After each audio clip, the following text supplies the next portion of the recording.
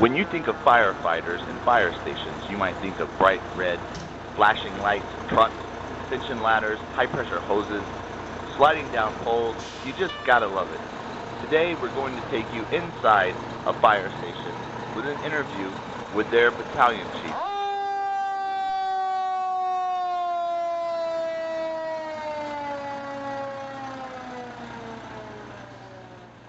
Hi, I'm Jay Zolkowski. I'm a battalion chief with Unified Fire Authority. I've been with the organization for about 18 years now, just over 18 years. Enjoy it quite a bit. I've been with, had an interest in the fire service ever since I was a boy. My father was a captain in Eugene, Oregon. Worked 36 years in the fire service, and my grandfather was a volunteer with the fire department prior to that in Springfield, Oregon. And so just kind of been almost a family business, if you will, and I've really enjoyed my time in the service. I've served many different capacities: a firefighter, a paramedic, captain at a station level, but also worked in several administrative jobs, and currently working as a battalion chief out of Station 118 in Taylorsville. And as a battalion chief, I'm over 6 different stations. I have 2 here in Taylorsville, 2 in Kearns, and 2 in Magna, with great captains who basically manage the store, and I just kind of go and help make sure everything's taken care of on an administrative level, as well as any needs for the firefighters. I'm a battalion chief with the organization, and basically what that means is, with that title of battalion chief, you're one of 2 things. You're either out in a battalion with several stations and overseeing the station operations via your captains, or you're over a bureau, whether it be fire prevention or logistics. And so you take on just as much of an administrative role as you do a firefighting role. In fact, a lot of people don't want to promote to battalion chief because you are more of an administrator than a firefighter. And for me, it's been good. I've enjoyed it. We have in our organization about, I want to say around 600 or so employees. 20 of those employees are battalion chiefs. We have 5 assistant chiefs, 1 deputy chief, and 1 chief. So what is that, 26 chief officers or so, and let's see, I want to make sure I get it right here. We got 20 and 5 and 2, so 27 chief officers, so for a crew of about 600 folks. And so yeah, you take on a lot of different responsibilities. Right now my role as battalion chief, I'm out in the field. I have 6 stations. I'm also a chief liaison to the city of Taylorsville, which means I'm responsible to the city. Unified Fire Authority is made up of 7 different cities and all of the unincorporated areas of the county. And so we have to have different chiefs at the city levels in order to make sure all the needs are met for their administration. What makes me unique? I don't know that I'm so much unique, but I have been given some great opportunities within the fire service. As mentioned, I've been on with the service for 18 years, and I've been able to take on a lot of different various roles. 4 different administrative roles prior to being promoted to battalion chief, and no, let me correct myself.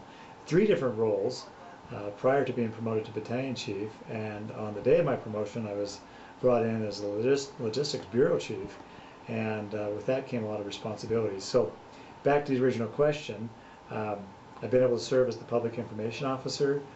I've also served as an operations captain in administrative levels, and also an inspector in our Fire Prevention Bureau. And I think all of those, coupled with my field experience, have brought me a great wealth of understanding, a well-rounded wealth of understanding within the fire service. There's a lot going on in the world, whether you consider it truly a global level or national or community. Obviously we can't change the world, but we certainly can change the world around us, and I think that's what firefighters in general try to do every day, is make just a little bit of a difference. Kind of sounds cliche-ish, but it's true. You never know what you're going to get on a given day. Someone calls 911 because for whatever reason it was an emergency to them, and we respond and try to make it right and try to make it better for them. In relationship to the community specifically, I know a lot of firefighters do try to get involved in other avenues and other aspects, not just on what they do for a living, but maybe find another avenue, a way of plugging in and trying to make a difference.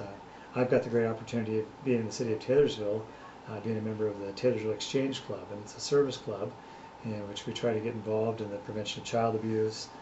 We also sponsor different community events. We're the lead sponsors for the Taylorsville Days Parade, and so there are other things that we can plug into besides just our community service as far as our jobs.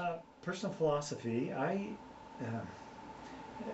struggled as you get older, and constantly you're evaluating and thinking back on where you're at and where you've come from and where you're headed. Just recently, some of those questions came to mind, and I was given a challenge by our chief to come up with a personal mission statement, and it was during that time that I came to this realization that my life has been and really does need to be about influence.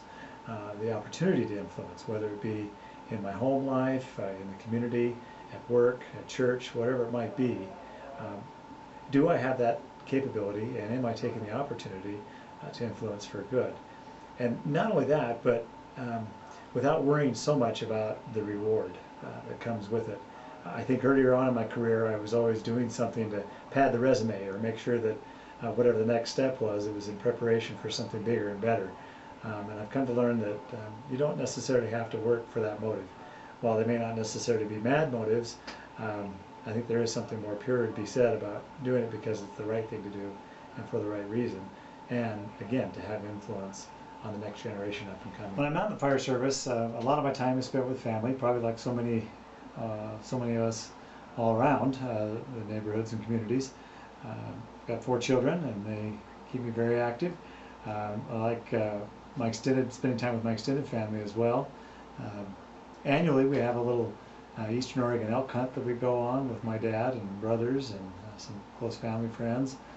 As I mentioned before, I like to serve in the community outside of the fire service with my activities in the city, and I've been the chair for the Taylorsville Days Parade for the last 7 years, so that keeps me busy from about January through the end of the parade, come the end of June. So just a lot of different activities.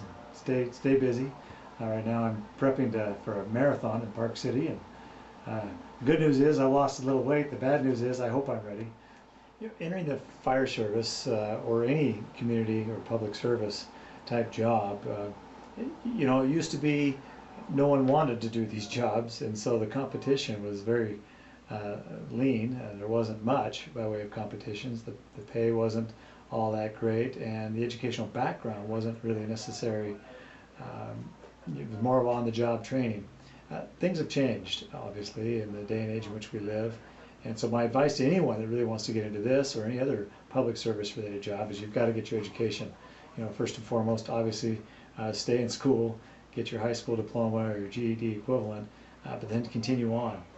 There are a lot of different branches and avenues within public service.